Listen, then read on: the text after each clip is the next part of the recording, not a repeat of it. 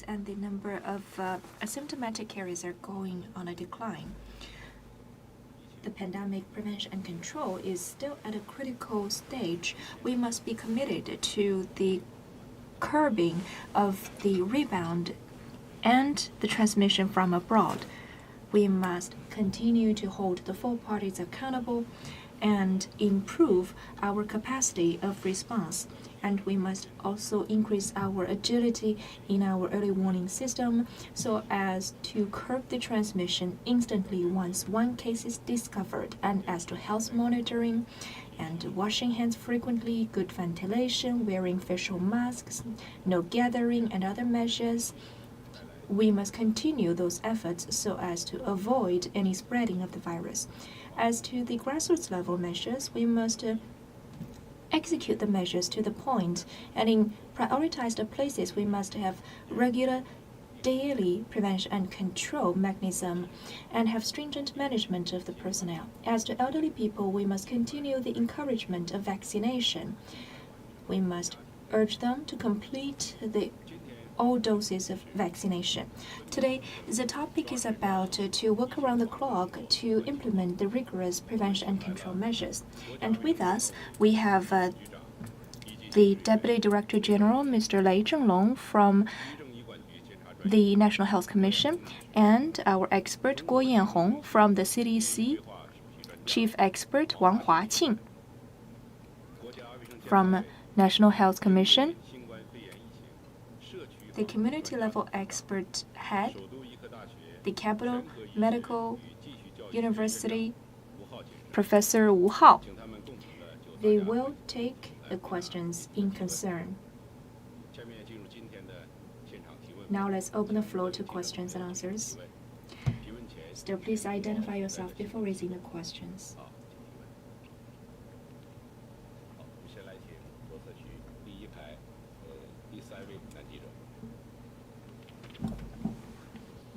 Thank you. From the Xinhua News Agency.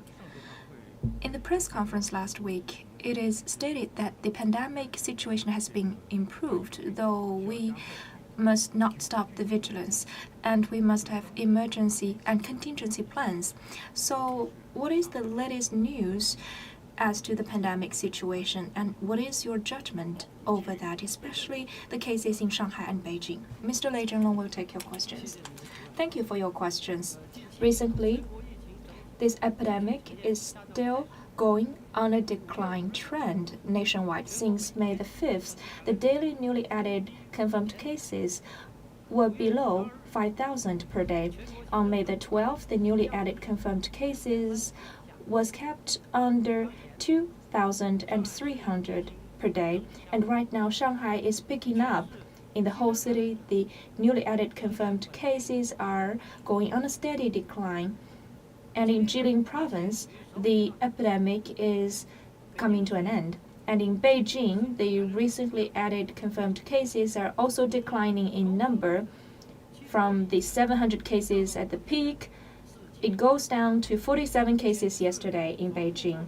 And we have seen some targeted measures going smoothly, but still we have some reported cases, and the infectious risk in the community level is not cut off completely.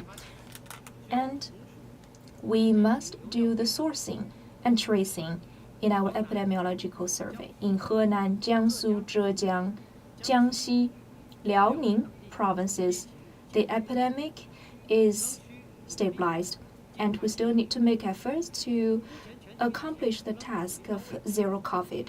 Now we are still at a critical moment. The virus is being variated, and we have a lot of uncertainties. China will continue to be under pressure of the imported cases and a rebound domestically. The National Health Commission will unswervingly commit itself to the policy of dynamic zero COVID and guide the different localities to deal with the virus. And we will take the most stringent measures in quarantine and treatment to cut off the transmission of the virus immediately. And also we must expand our monitoring scope and the channels of our surveillance and be more sensitive to the cases. We must build our team and have abundant supplies. And we will have the regular and daily based prevention and control mechanism. We must coordinate the prevention and control mechanism and the economic and social development. Thank you. Next question.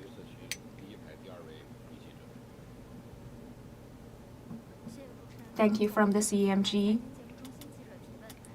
Days ago, the Joint Prevention and Control Conference held a teleconference emphasizing that we must set up such a 15 minutes walk of nucleic acid testing radius. So what is the capacity of our testing, and is the current capacity available to meet all the demands, and how to guarantee the efficiency of such nucleic acid test arrangement? Thank you for the questions. From Madame Guo. After 2 years of experience, China's nucleic acid testing capacity has leapfrogged. Recently, nationwide, there are 13,000 medical institutions able to carry out the testing, and 153,000 professionals are in the profession of the nucleic acid testing. On a daily basis, we are able to receive 7 million tubes of the samples. So in general, we have boosted our capacity of screening. In the metropolises, we aim to establish such a radius of 15 minutes walk of services of nucleic acid test so that our civilians could have access to convenient testing services. And that is also conducive to the early discovery of the infected people. That will help us to increase our sensitivity of our testing and early warning system so that we can better control the transmission at the early stage. In Shenzhen and Hangzhou City, we already have put in place such a policy of a 15 minutes walk of nucleic acid testing service. We've seen some outcomes coming from it. To further expand this pilot project of such a service loop of 15 minutes walk of test, we need to continue to replenish our manpower, especially for the sample takers. We must have abundant pool of such talents, and also we have arranged an abundant number of testing stations. And accordingly, we need to scale up the number of the people taking the samples at the stations. As to how to build up such a team, different localities are exploring ways, encouraging those people with the background of health, as have been trained by the health commissions or the other entities, to be participating in such a teamwork, not just limited to doctors and nurses. And on the site, some of those staff are responsible for putting in the information and keeping people in order and counseling the civilians and offer some logistics services. Those people can come from the volunteers and the other sectors of lives. And to ensure the quality of these tests, in the laboratories, we have some standardized quality control mechanisms, and we will improve the informatization ratio so as to improve the efficiency of information sharing. Right now, as to the time needed for nucleic acid testing, it is being shortened greatly. And as to the test quality, in addition to the regular task, we also organize the national level testing centers and also the provincial level testing facilities and other third-party facilities, in total covering 35,000 laboratories. And we have checked their service quality and 95.7% passed the threshold. Thank you. Next question.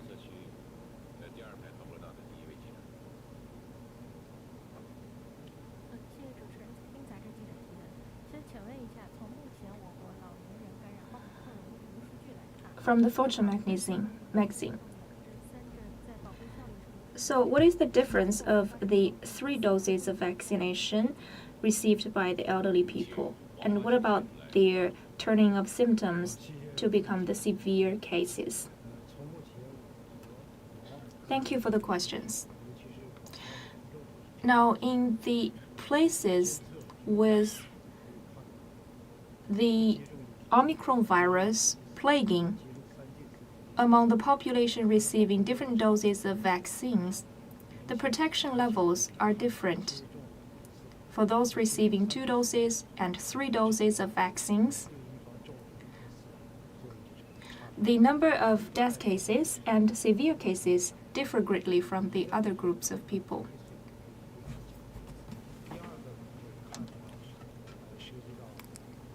We look at the morbidity rate, the casualties, and the number of severe symptoms. According to the information from Hong Kong on May the 5th, obviously in Hong Kong, for those unvaccinated elderly people ranging from 70 to 79 years old, the fatality rate was 5.5%. For the same age group receiving 2 doses of the vaccines, the fatality ratio was 0.59%. And among the same group, the fatality rate receiving 3 doses is 0.06%. That is to say, compared to those receiving 2 doses and 3 doses, the fatality rate of those unvaccinated are like 9 times more. That is a testimony to the efficacy of vaccination. And we've also done similar studies of Jilin province. According to the published results, those receiving 1 dose, 2 doses, 3 doses, compared to those unvaccinated, there are 20 times difference of fatality rate. So we come to the conclusion that completing the doses of vaccination are very effective in preventing death and severe symptoms. Thank you. Next question.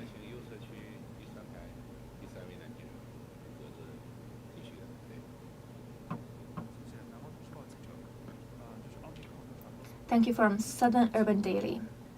Omicron virus is insidious and fast in transmission. That's quite challenging for communities. And I realized that some communities are talking about the management measures.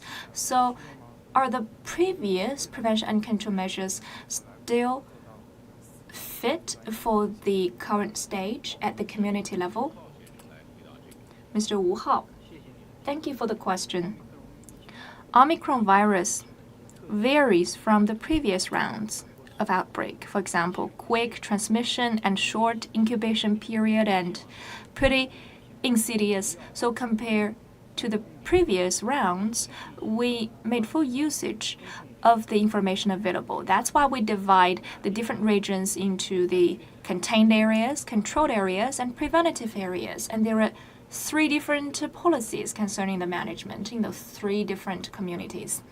And targeting at the features of Omicron, we have sped up the time needed for centralized quarantine and in the contained areas. For example, previously the containment was lasting 14 days, but now it's shortened to 10 days. And we also take some makeshift measures. We have quick management and quick screening so as to respond very quickly to avoid the spillover of the virus. We can quickly release the containment measures once they are qualified. And we are now optimizing the other means of information technologies. In many places, we can see a lot of electronic fences and the health code facilities to increase the precision of the prevention and control. And as to the early discovery, we must make full advantage of China's special advantages. We must hold the full parties accountable so that our masses are involved in the prevention and control. The village, community, and other communities at the grassroots level must do a good job in screening the prioritized population so that they are aware of all the available information. And secondly, the health-related education is necessary to improve people's awareness of health. And we must also educate people about vaccination with convenient services to increase the vaccination ratio. Thirdly, scientific arrangement of the testing stations, for example, the 15 minutes walk of services of the nucleic acid test. Fourth, we must give full play to the grassroots level health clinics and health service centers, fever clinics, and the pharmacies, so that there are several different channels of early warning. Then we can have early discovery, early reporting, early quarantine, and early treatment. Thank you.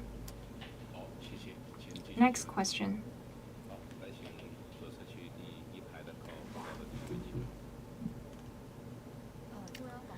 From CMG. My question is also about the test. Many people are concerned that the nucleic acid test may lead to new gatherings, so causing more infections. So what can we do to prevent it from happening in the test procedure? Thank you for the question. The massive nucleic acid test campaign requires our capacity of the test, but more importantly, the organization of the testing work. The different localities are carrying out their own ways of a nucleic acid test. We have dispatched version 3 nucleic acid testing guidelines so as to guide the different localities in their execution procedure. And when the massive scale of nucleic acid test is going on, we must be mindful of 4 pointers. First of all, we must have such a plan in place and good organization and management. We urge different localities to prepare such a plan with clear structure covering the transportation, the testing, and the reporting, and other links in the whole chain, and they must get a clear idea about the number of population and the distribution of those population. And then based on the buildings, the streets, and the neighborhoods, they must set up the nucleic acid testing stations scientifically. And as to transportation, they must guarantee efficiency. And as to the testing facilities, what capacities are required from them. And as to the informatization system, it must be capable of quickly reporting the testing results to those civilians tested. And also, they must have further analysis of the testing results. So such a plan is paramount. Once needed, the massive nucleic acid test can be kicked off immediately according to the plan with close coordination among different entities, from the sample taking to testing, transportation, and reporting. We must have a comprehensive plan covering the whole procedure. Secondly, as to the sample taking station arrangement, it is very critical. We must optimize the arrangement and the layout of the stations. We must fully consider the number of population, the transportation locally, and the arrangement of the testing facility. Usually the capacity is set at 2,000 to 3,000 per one station. And there must be one plate for the queue of line, standing at the number of 600 to 800. And we advise the civilians to go to the nearest station for the sample taking. Now, because of the season, we have good ventilation and the weather is warm, so we will prioritize the outdoor sample taking stations. We can consider, for example, the playground on the campus. Thirdly, we will reinforce the on-site management by, for example, setting up very clear signals and the pathways. All the sample takers must move towards one same direction. We must avoid further gathering of population. There must be different time periods in the appointment to avoid the gathering of the civilians at certain peak hours. We must also shorten the time needed for lining in the queue, and we must properly arrange the volunteers and the technicians to manage the population in order.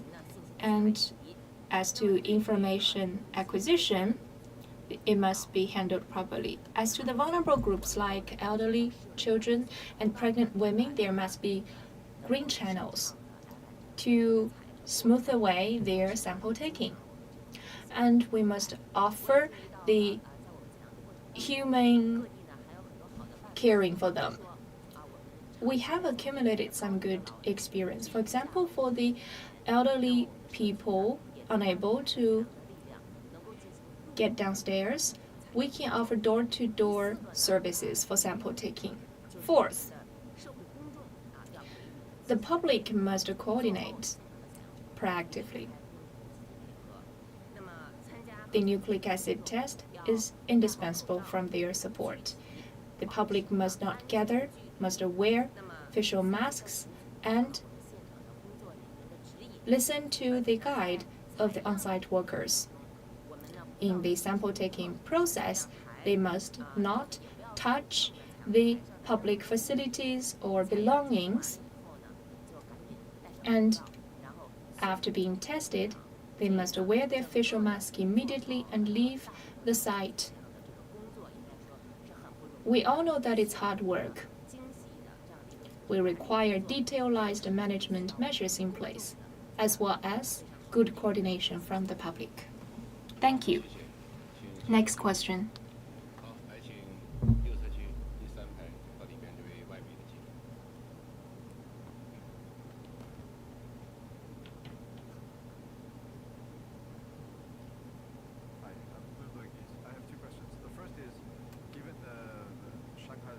Zero spread in the community, and Beijing has so far avoided a lockdown. What are the experiences gained so far, and how will you adjust the dynamic zero approach to make sure that other cities don't have to lock down or undergo disruptive restrictions? And my second question is, considering what you're talking about with all the cities that will have very regular mass testing, places very close to where people live, is it safe to assume that mandatory regular testing will be rolled out for the whole of China? Thank you. 请翻译一下问题。我有2个问题，来自于彭博。第一个问题是呢，上海今天早些时候宣布5月中实现社会面清零。北京呢，昨天也提出要继续采取动态清零的行动。请问京沪两地的防控为动态清零调整提供了什么样的经验，能够在未来避免国内特大型城市在不进行封城或静态管理可能带来的不良影响下，遏制住新冠病毒的大面积传播？第二个问题是，我听到有常规常态的在居民居住区附近的大规模的核酸检测，那这样的核酸检测是否会在全国推行？谢谢。好，我们请雷正龙先生来回答这个问题。Mr. Lei Zhenglong will take the question. 谢谢您的提问。新冠肺炎疫情发生以来， Ever since the outbreak of the pandemic, the Chinese government has been committed to people-orientedness and has been putting life first. We have never dropped vigilance upon curbing the transmission from abroad and the rebound from domestic. And whenever one case is discovered, we act quickly to respond. And Shanghai and Beijing are responding very quickly to eradicate the virus. We have been organizing our experience to improve our prevention and control measures. We guide different localities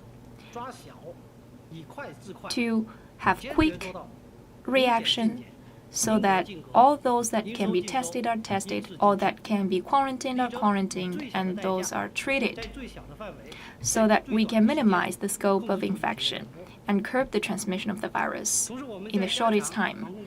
And also, we have full preparation. We ask for the cross-regional prevention and control with diversified measures in place. The designated hospitals and quarantine facilities have abundant supplies. We also carry out regular nucleic acid testing so as to have early discovery. We are improving the treatment systems so as to guarantee people's daily medical needs. We will continue to encourage vaccination. In the past 2 years, the fight against the pandemic proves that the dynamic zero-COVID policy can guarantee people's safety and health. Now, China is coordinating the pandemic prevention and economic and social policies through the dynamic zero-COVID policy. Next question.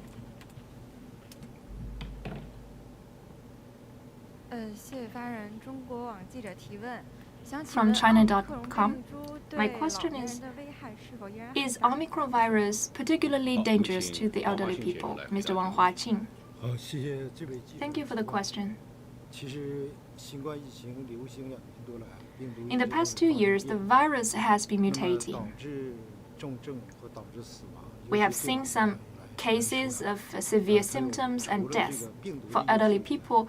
In addition to the impact from the virus, their symptoms are also relevant to their vaccination and whether they have underlying diseases, whether they are in old age.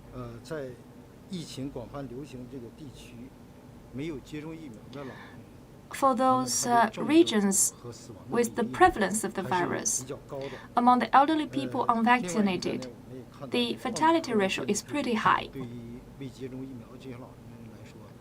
According to the statistics, Omicron virus is very hazardous for the unvaccinated elderly people. According to the Health Commission in Hong Kong, SAR, for those age group above 80 years old, unvaccinated population registered a fatality rate of 16.5%. Judging by the number alone, if we compare it with the fatality rate of the same age group previously, which was around 14%, that's very close. So, for the elderly people, if unvaccinated, they have huge danger of infection. Next question.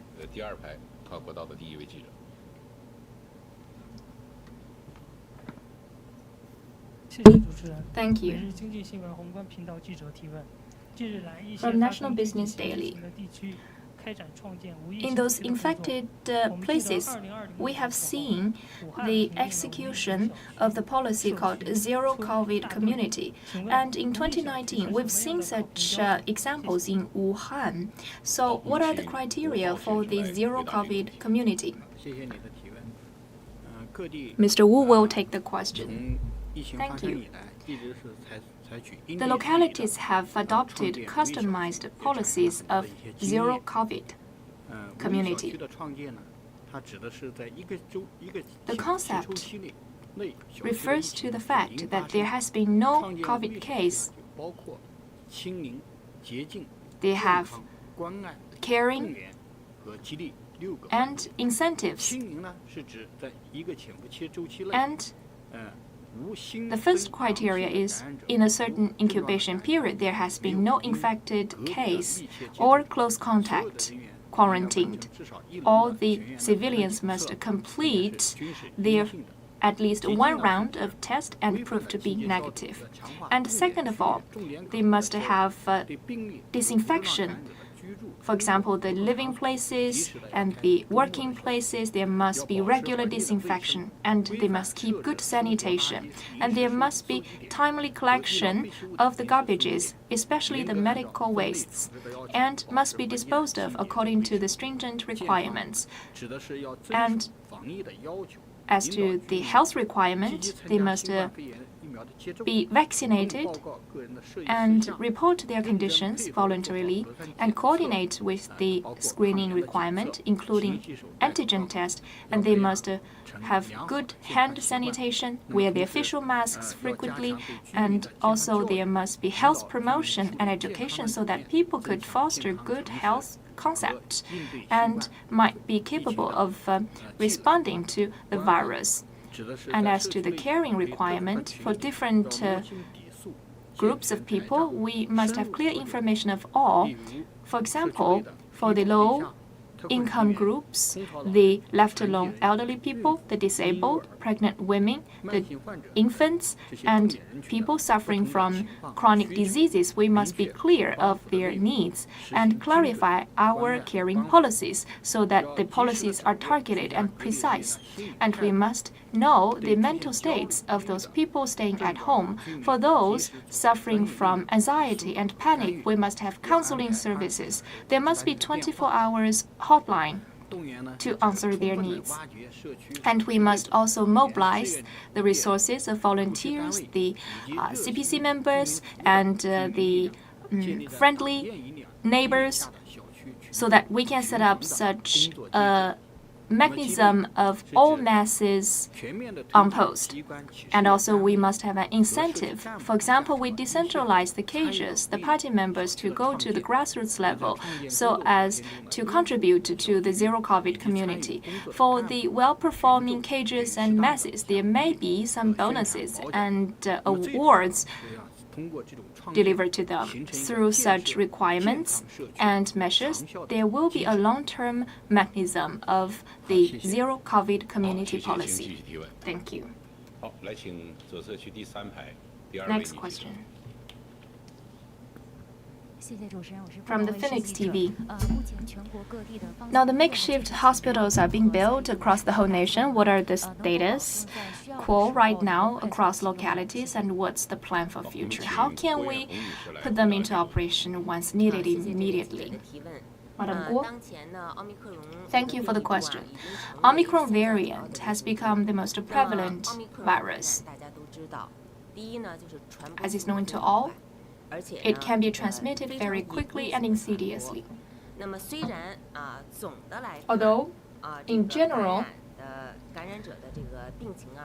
the infected people present mild symptoms, but because of the quick transmission, once the case is positive within a very short time period, there will be an explosive outbreak of the infection. So we need to taking as many positive cases as possible within the shortest time period so that we can accept all those infected people quickly and do not occupy the medical resources required for other needs. So in the remedied version of document, we introduce the principle of categorized acceptance of the patients, which is to say, for the asymptomatic carriers and mild cases, they were enrolled in the makeshift hospitals. But for the moderate to the severe cases who are particularly dangerous, they are accepted in the designated hospitals. Such a classification work has already been implemented in the preliminary stage. And as to the construction and management of the makeshift hospitals, we have also promulgated some documents requiring the localities to adhere to the makeshift hospital management regulation to ensure that once needed, the makeshift hospitals can be constructed and put into use very quickly. The majority of the provinces and municipalities, as required, have already accomplished the task of construction and contributed to preparing for the outbreak with abundant beds. The operation of the makeshift hospitals was already proved and witnessed in Jilin and Shanghai. In the next step, we must be well prepared, especially in terms of the construction and operation of the makeshift hospitals. We will do the following work. First of all, we will ask the provinces to take the unit of the municipalities to regularly construct or restore certain number of makeshift hospitals for the supply of water, electricity, washrooms, and ventilation facilities and other infrastructure. They must have beforehand layout and restoration. Second, for the doctors, nurses, and medical equipment in the makeshift hospitals, they must be in abundant supply. According to certain proportion, we must set up the medics team in the makeshift hospitals, and there must be proper training. And as to the beds, the medical supplies, equipment, the information system for medical purposes, they must all be ready. Once the virus broke out, the makeshift hospitals would be able to put those facilities and equipment into use within 24 hours' time. Third, to ensure the management and operation of the hospitals by coordinating different departments to go all out to ensure the construction and operation of the makeshift hospitals so that within 24 hours' time, the buildings could be shifted to the temporary hospitals to receive the patients, as many as possible, and treat them as properly as possible. 好，谢谢。 Next 请继续 question. 提问。好，来请右侧区第一排，靠过道第一位记者。谢谢主持人，香港中评社记者提问。目前大部分奥密克戎感染者症状相对于 From China Review News, the symptoms of Omicron infected people seem to be milder than the other viruses, so people are questioning about the validity of the vaccines. And for people suffering from underlying diseases or immunodefects, they are also the risky population of infection. So, is it also required for these groups of population to be vaccinated? Mr. Wang Huaqing. Thank you for the questions. We've emphasized before that Omicron has high transmissibility and quick infection.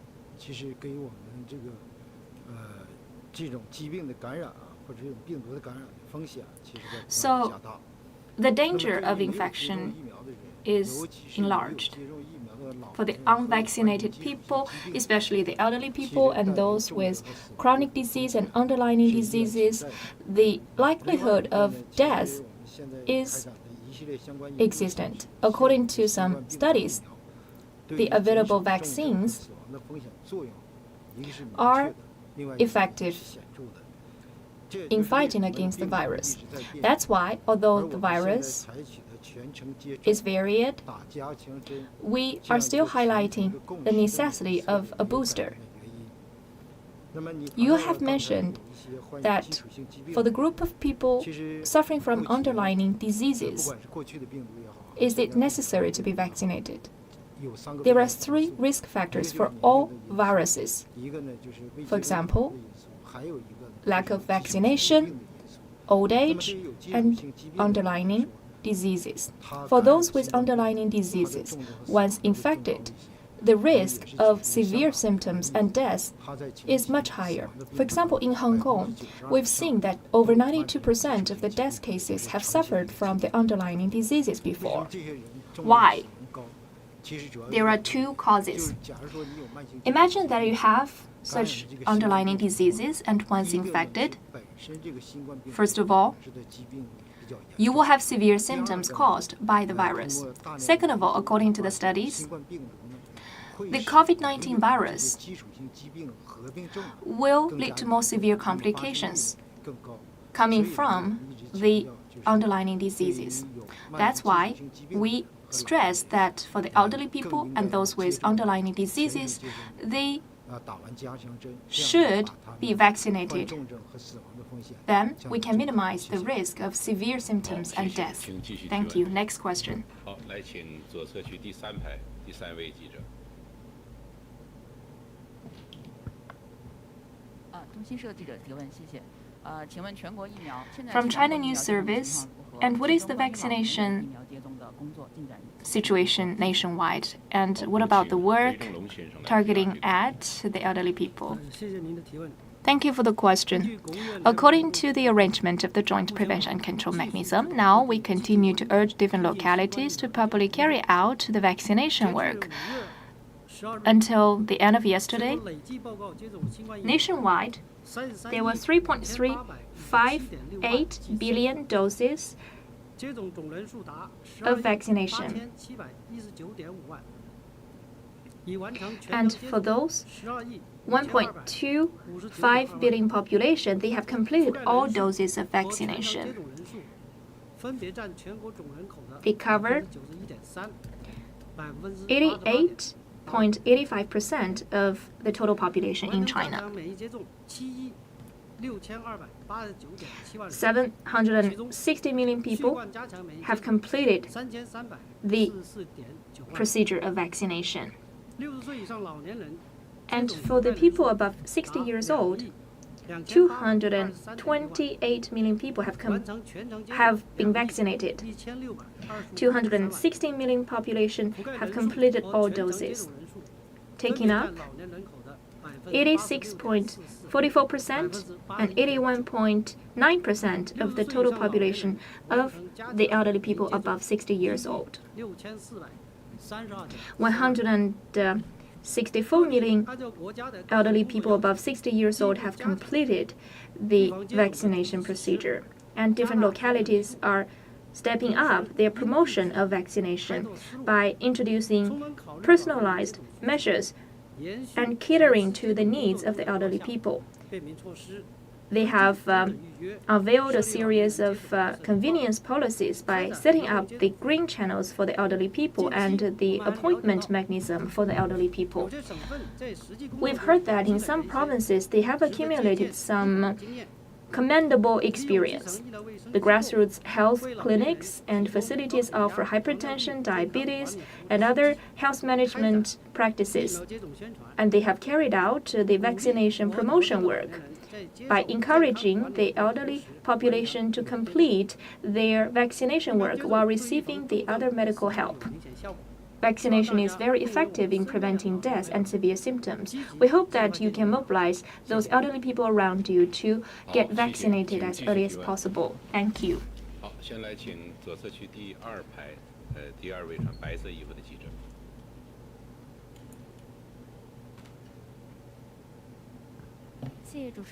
From the cover, the community level prevention is the grassroots link.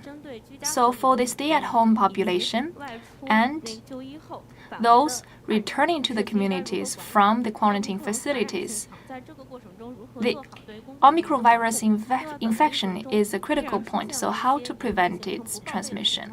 And there may be some falsified information about the health status of those positive cases. How can the community discover those unreported cases immediately?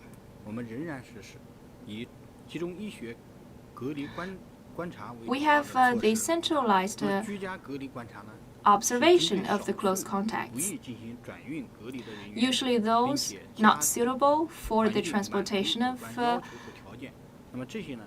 for quarantine purposes, they are staying at home. The CDC and certain medical institutions have done their assessment. Once they qualify to be quarantined at home, they will stay at home. For those people, we must have caring. Neighbors are sometimes better than the relatives living afar. We are family members by helping each other. So for the stay-at-home residents, the professional institutions will engage with them by offering guidance, and the communities must guarantee their basic life needs and medical needs. And as to ventilation, catering, garbage disposal, they must handle them properly. And also they must have self-monitoring. According to the requirements, they must carry out nucleic acid tests and antigen tests. And they must adhere to the CDC's publishing requirements. For the civilians in need of medical supplies, you must report to your community. And you can also go to Jinxinxiangzhu app to report your needs. And then the neighborhood community will contact you to do an assessment.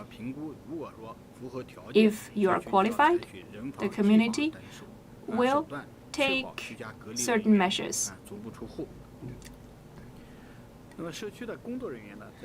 If you are identified as a close contact, you are not allowed to step out. And you must also avoid face-to-face communication with those quarantined population. And please keep good hand sanitation. The localities must conform to the guidelines published by the CDC branches to have scientific prevention and control, and do not go too far. For the unreported cases, it's illegal. That's for sure. We must be mindful of any loophole. Prevention and control is indispensable from the support and coordination of the public. We must treasure the outcomes and work actively with the epidemiological survey and adhere to the legal requirements.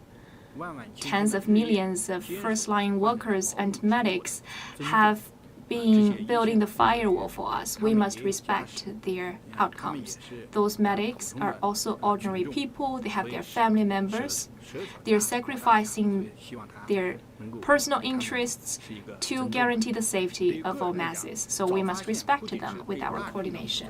Early discovery is responsible for the masses. It can also reduce the infection of your family members and reduce the risk of turning to moderate symptoms. So, please report your conditions once you discover any abnormalities. And we don't advise you to go to the intermediate risky and high risky areas.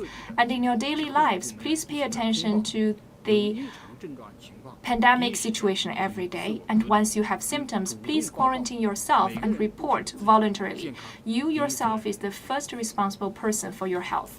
Thank you. 好，谢谢。 Next 请继续 question. 提问。好，来请左侧区第一排，第二位穿黄色衣服的记者。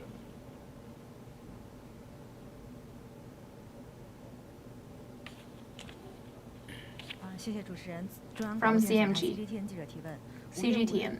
On May the 5th, in the Central Politics Conference, it was pointed out that dropping the current prevention and control policies will lead to more severe symptoms and deaths. So how can we arrange the treatment of those severe cases, and why are we conforming to the dynamic zero-COVID policy? Thank you for the questions. As we know, Omicron has high transmissibility and quick transmission. As to the intergenerational difference, it's 2.83 days of time difference. And a certain proportion of infected people show no symptoms. So it's very insidious. It's hard to be identified. That adds up to our difficulties of prevention and control. If we relieve our prevention and control measures in a short time being, there will be a large population infected. Since China has high population, such a big baseline population, especially the elderly people and the vulnerable groups with underlying diseases, once they are infected, they will turn to severe cases. Considering that China has a shortage of high-quality medical resources, and across urban and rural areas and across regions, there is an imbalance of the distribution of medical resources. For the severe cases, our beds and the professional personnel to treat the severe cases are usually concentrated in big metropolises. So we must put people's life first and take vigorous measures to prevent and control the transmission, especially on a massive scale. Then we can guarantee the life and safety of people. As to the treatment of the severe cases and heavy symptoms, we've done the following 3 tasks. First of all, reinforce the development of designated hospitals with the classified policy of enrollment of the patients. The moderate cases and the patients with some risky points, they must be accepted in the designated hospitals. And we must choose those comprehensive hospitals with high level of management and professional medics. We must gather the experts and medical resources to treat those risky patients. For those severe cases, they will be enrolled in the ICUs for treatment.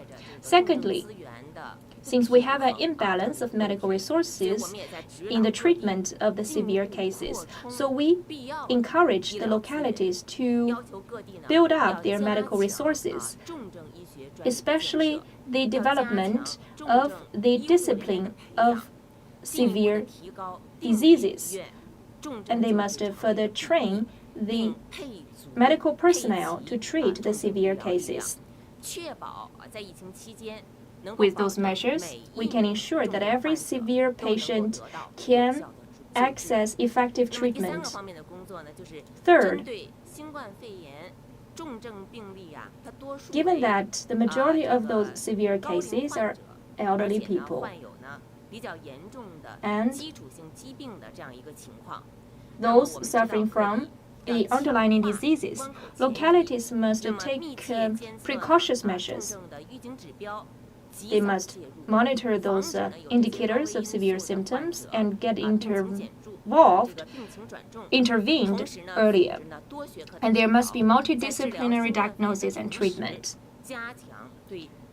They must also treat the basic diseases while curing the infectious disease.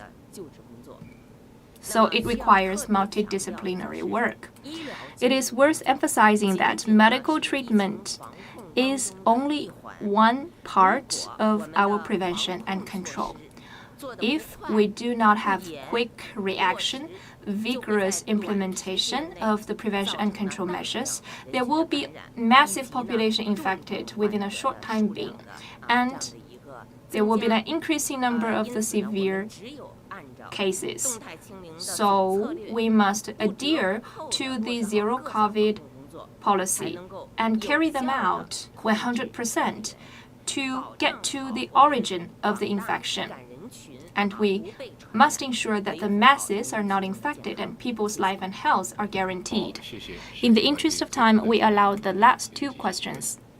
先来请右侧区的第3排第2位穿黑色衣服的记者。财经周刊提问。 From Caixin, compared to the other age groups, why are the elderly people more susceptible to the severe symptoms and death? Mr. Wang Huaqing. Once the elderly people are infected with the COVID virus, compared to the other age groups, their fatality rate is the highest. It has some physical and pathological reasons. First of all, the elderly people have a declining immunofunctionality. Secondly, once infected by some bacteria or virus, there might be more inflammatory response. Third, since the majority of the elderly people have underlying diseases, once infected by the COVID virus, the virus will aggravate the previous complications. And not just the COVID virus. The influenza is another example. The fatality rate of elderly people once infected by influenza is also higher compared to the other age groups. It's the same logic.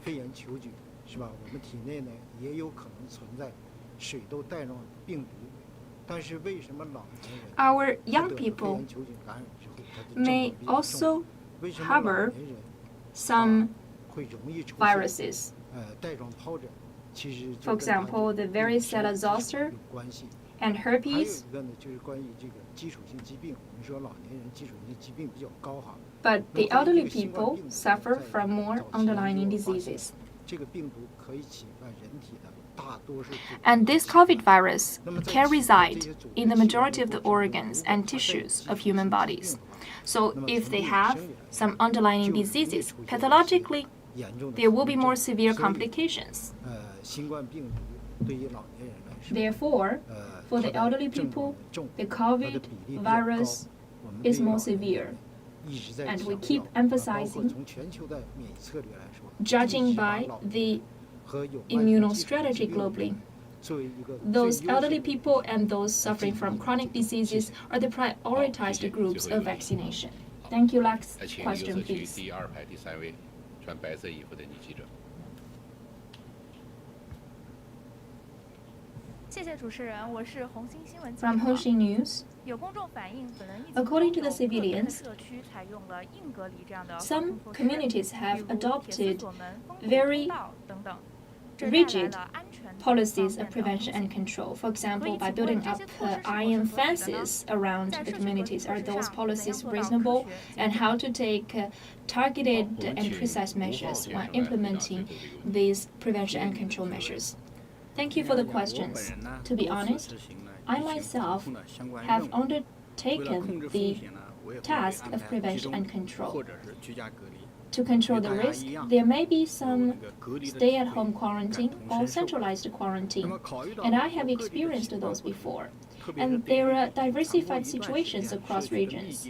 For example, the number of close contacts and their close contacts might not be identified scientifically, so we have to adopt temporary static management policy.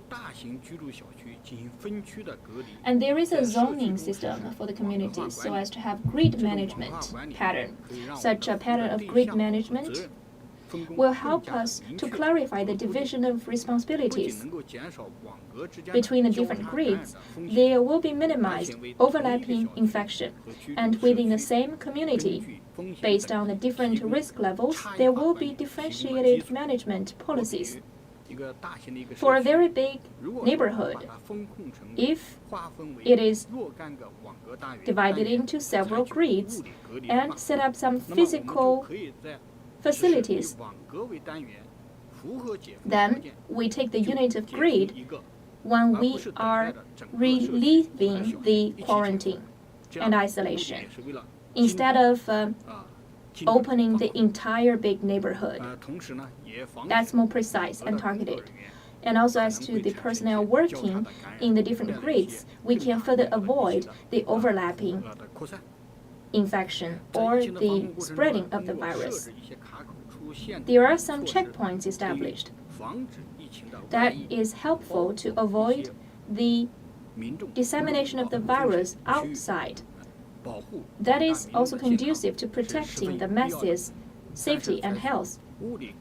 Those are necessary measures, but while taking the physical measures of isolation, we must also set up such a life corridor with the dedicated persons on the posts, so that in emergencies, those life corridors are open to the public. There might be some electronic guard. Those are soft measures of isolation. For those illegal people opposing the requirements of prevention and control, the community and the neighborhood community must also have a clear idea about the information so as to dispel the hazards in their jurisdiction. There must be contingency plans in place. And we publish the contact information so that once there is an emergency, the civilians can come to that contact person quickly and be escalated. And also we offer counseling services and medical supplies. We are extending our hands to the civilians, and by reaching out, we are fighting this virus shoulder by shoulder. We all aim for the final victory against the virus. Here, I call upon all of you to adhere to the requirements. The isolation measures in the neighborhood is to cut off the transmission of the virus, not to cut off our friendship. And your support is the best encouragement and thumbs up to the professionals, and they will sacrifice themselves to offer you the best services. So, my sincere thanks to you all. Thank you. Thank you. This is the end of today's press conference, and today several experts brief us about the updates of the prevention and control as well as the treatment plans. Please wait a moment. You have a question? Mike, please. 谢谢 sorry, you didn't answer my second question, which I asked. Is regular testing going to become mandatory for everyone in China? And also, if I have this opportunity, can you tell us the data on vaccination rates for the elderly? You told us the numbers for people over 60. Can you tell us the numbers for people over 70 and people over 80? Thank you very much. 好，请翻译一下问题。刚才第二个问题我还想再问一下，就是关于现在在居民点附近已经开始了常规的大规模的人群核酸检测，这是否是强制性的？是否会在全国推广？我另外还有一个问题，想问一下，是关于老年人的疫苗接种率。我刚才清楚地听到了60岁以上的老人的疫苗接种率，想问一下，是否有70岁以上、80岁以上等其他年龄段老年人接种率的数据？谢谢。